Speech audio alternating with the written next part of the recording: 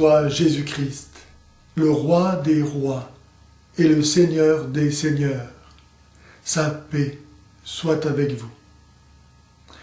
En refusant l'autorité donnée par Jésus-Christ à son unique Église, le protestantisme ne peut pas pour autant revendiquer pour lui cette autorité. En effet, au nom de quoi pourrait-il proposer à autrui une vérité à croire, puisque le principe du libre examen qui le fonde ne reconnaît pas d'autre autorité que celle de l'illumination subjective de la conscience personnelle. C'est ainsi que le protestantisme se condamne à n'être qu'une religion de l'opinion et à se diviser en une multitude de sectes.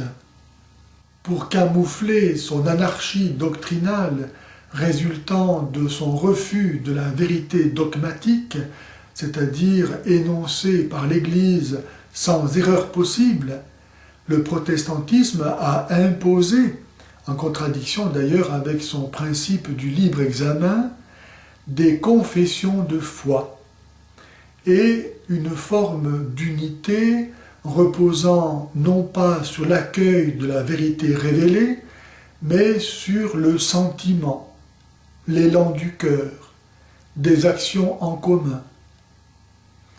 Et pour pallier la dispersion de ces forces dans la prolifération de ces sectes, le protestantisme n'a rien trouvé de mieux que de se confier à l'autorité de l'État. Et c'est ainsi que pour s'affranchir de l'autorité du pape, les protestants sont tombés sous celle des princes de ce monde, devenus chefs de leur Église. La Réforme, par son refus du principe d'autorité, a engendré la Révolution et tous les totalitarismes qui en sont nés.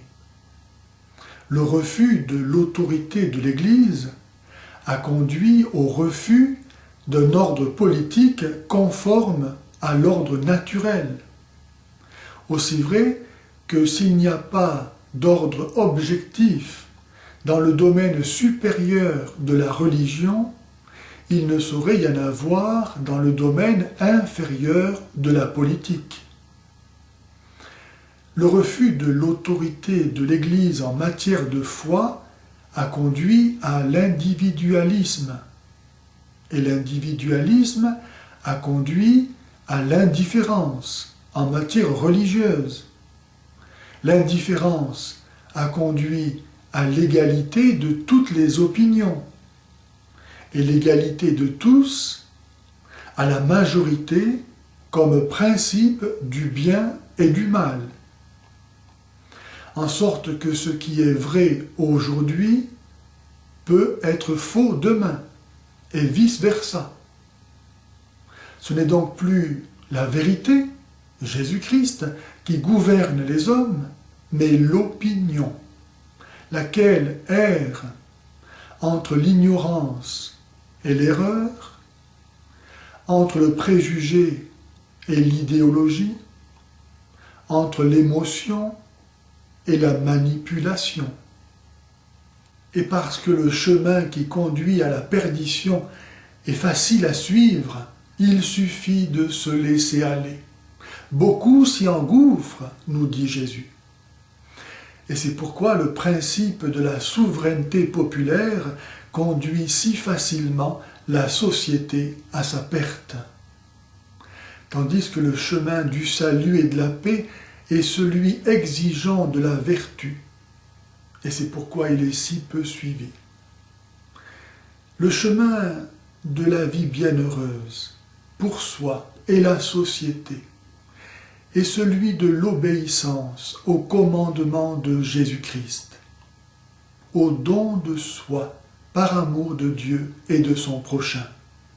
Tout le contraire de l'individualisme, pour lequel la conscience n'a pas d'autre loi qu'elle-même.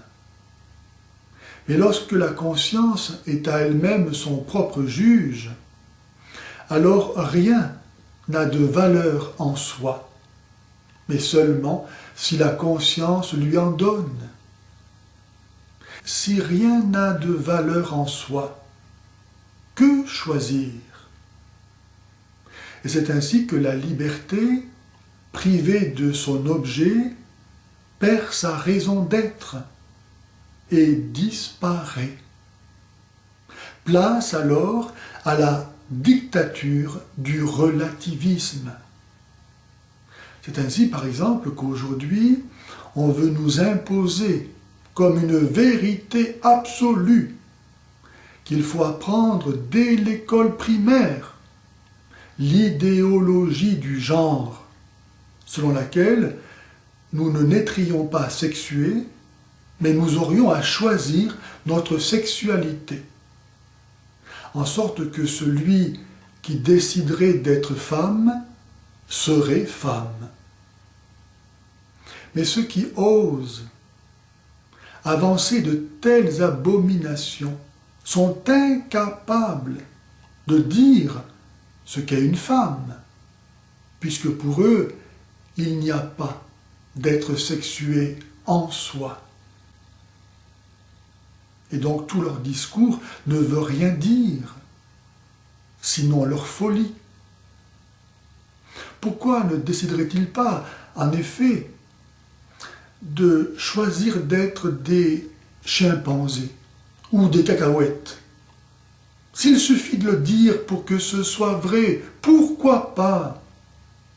Voilà où on en arrive lorsque la liberté est déconnectée de la vérité.